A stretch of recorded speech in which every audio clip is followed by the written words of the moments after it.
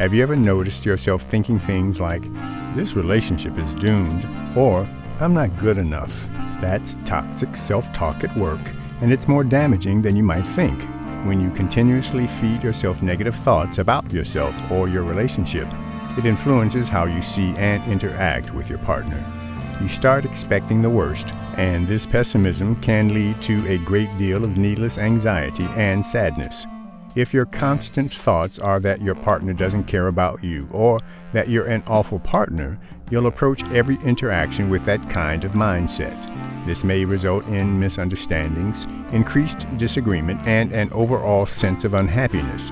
You may find it more difficult to appreciate each other and your time together due to these negative thoughts that gradually weaken the foundation of your relationship. Acknowledging and confronting these harmful ideas can change your viewpoint and establish a more encouraging, upbeat atmosphere. This change can lessen stress and increase general happiness for you and your partner. Number 9. Dismissive phrases. "You're overreacting," or "It's not a big deal," are some of the remarks you may have made to your partner. While you might think that you're trying to settle things down, these phrases can actually do more harm than good. Your spouse will feel as though their feelings are worthless or invalid when you disregard them in this way. They may eventually begin to conceal their emotions out of fear that you won't understand or care. Just imagine how isolating it must be for your partner to realize that their worries or feelings are being dismissed. It can lead to a buildup of unexpressed emotions, creating a divide between you two. Your partner might feel misunderstood, which can lead to bitterness and a communication breakdown. Try to be more understanding instead. Even if you don't entirely understand your partner's feelings, pay attention to what they have to say and give them acknowledgement. Saying something like, "I can see this is really important to you. Let's talk about it," can go a long way. By using this strategy, you can build a stronger bond with them by showing that you respect their feelings and are ready to work through things together. Number 8. Disillusionment Doom. Have you ever found yourself feeling unhappy with the state of your relationship and nostalgic for how great it once was? That's disillusionment doom. It happens when you hold on to an idealistic version of the past and constantly compare it to the present, leading to persistent discontent. For example, you might think, "All he does now is worry about his job. He's just like all the other guys who never thought about my needs." When you focus on these negative evaluations, you disregard the growth and changes that both you and your partner have gone through. It can make you feel frustrated and discouraged, which makes it difficult to see the good things in your existing relationship. Try to live in the present rather than dwelling on the past. Discuss your feelings with your partner and try to rebuild your relationship together.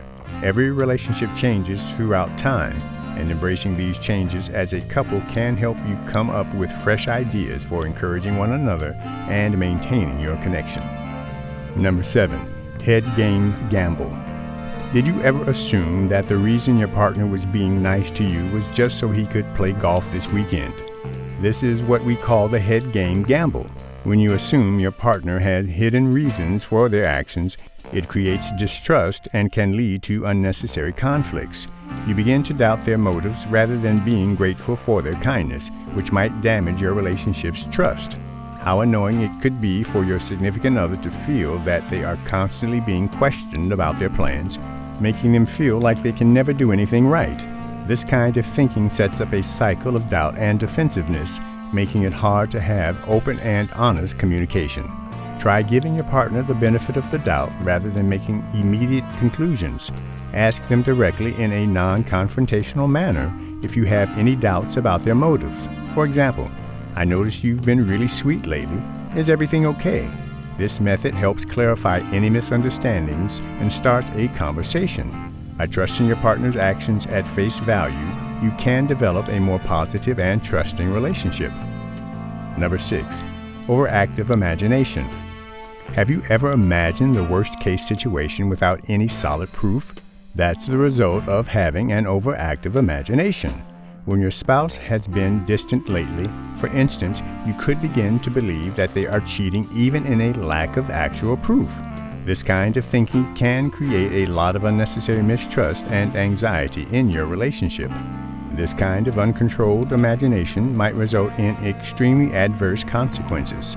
You might start checking their phone, questioning their every move, or making accusations that are entirely baseless.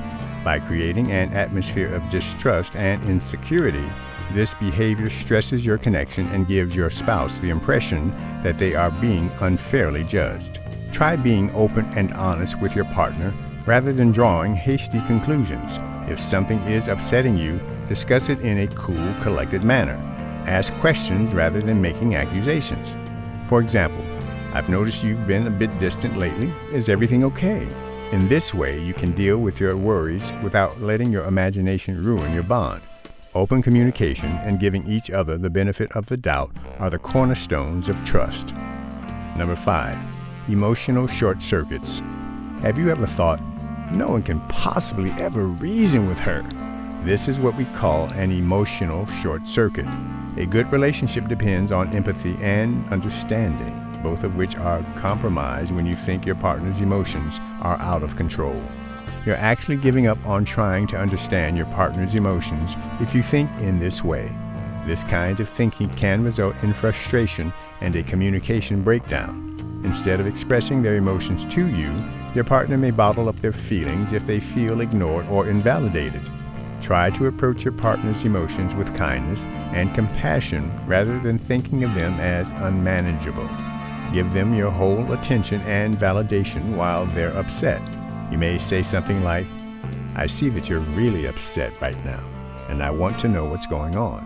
This shows your commitment to support them and your concern for their emotional well-being. Keep in mind that everyone has moments of emotional intensity, and it's important to be there for each other.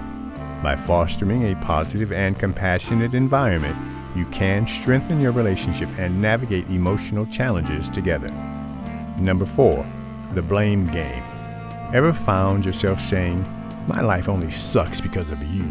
This is known as the blame game, and it's an unhealthy pattern in relationships. It wrongly shifts responsibility and may make your partner feel insulted and undervalued when you unjustly accuse them of being the cause of all your troubles. This kind of behavior creates a hostile atmosphere where your partner feels constantly judged and defensive. Imagine how it feels to be on the receiving end of this blame. Your partner may start believing that they are to blame for all relationship problems and that they are incapable of doing anything right. This damages their sense of worth and weakens your relationship and mutual trust. Try to step back and observe the situation logically rather than placing blame. Think about the ways in which you both impact the dynamics of your relationship. Be honest with each other about how you're feeling and cooperate to find solutions. For example, rather than saying, "You always make everything even worse," try saying, "I've been feeling really stressed lately, and I think we need to talk about how we can support each other better." Instead of placing the blame, you put more emphasis on cooperation to build a more understanding and helpful relationship where both parties feel appreciated and respected. Number 3, label slinging.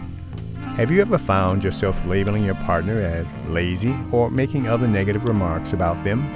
This is known as label slinging, and it can be very damaging to your relationship. When you pay more attention to your partner's flaws than to their outstanding qualities, you create a hostile environment that makes it harder to appreciate what they've done. Imagine how it feels to be continuously labeled and criticized. Your partner might start to believe these labels, affecting their self-esteem and motivation. It also creates a negative tone for your relationship where good traits and contributions are neglected. Instead of labeling, try to acknowledge and appreciate your partner's positive qualities. If they have areas to improve, deal with them with compassion and constructive feedback. For example, rather than saying, "You're so lazy," you could say, "I notice we haven't been sharing chores equally. Can we come up with a better plan together?" By focusing on constructive criticism and open communication, you may create a more supportive and appreciative environment. With this strategy, a stronger, more fulfilling relationship where both partners feel appreciated and valued can be developed. Number 2, the should bomb. Have you ever thought, my partner should know I like spending Sundays together, and felt annoyed when your partner made other plans? This is the should bomb in action. When you believe that your partner should automatically know and meet your expectations without clearly communicating them, it leads to bitterness and misunderstandings. Your partner may believe Sunday is just another day and decide to go out with friends, leaving you feeling neglected and hurt. You may not have communicated it well enough for them to understand how important it is to you. This kind of assumption creates unnecessary tension and disappointment. Rather, make an effort to express your emotions clearly. For example, say, "I love spending Sundays together. It's our special time. Can we keep them free for each other?" In this way, you may foster greater understanding and avoid annoyance by making sure your partner is aware of your expectations and can make informed decisions. Number 1. Catastrophic Conclusions. Have you ever thought, he forgot about our anniversary and now he has no interest in our relationship at all? This is an example of catastrophic conclusions. When you overestimate a negative event or action of your partner, it leads to unnecessary stress and conflict. Taking something minor too seriously can lead to a great deal of unnecessary drama and conflict in your relationship. Imagine your partner forgets an important date, like your anniversary. Rather than taking it as a brief slip-up, you assume the worst and believe they no longer appreciate your relationship with them. This kind of overreaction can cause a lot of stress for both of you. Your partner might feel stressed and unjustly judged, while you end up hurt and upset over a situation that might have a simple explanation. Try not to panic and have a straightforward discussion about the matter instead of expecting the worst. Ask questions to understand what happened and express your feelings without blaming. For example, say, "I was really looking forward to celebrating our anniversary together. Can we make plans to celebrate this weekend?" This method helps keep things in perspective and prevents minor issues from escalating into major conflicts. Understanding and dealing with toxic thoughts can significantly improve your relationship. You can build an atmosphere that is more supportive and compassionate by communicating honestly, empathetically, and without making assumptions. Remember, healthy relationships thrive on trust, understanding, and positive reinforcement.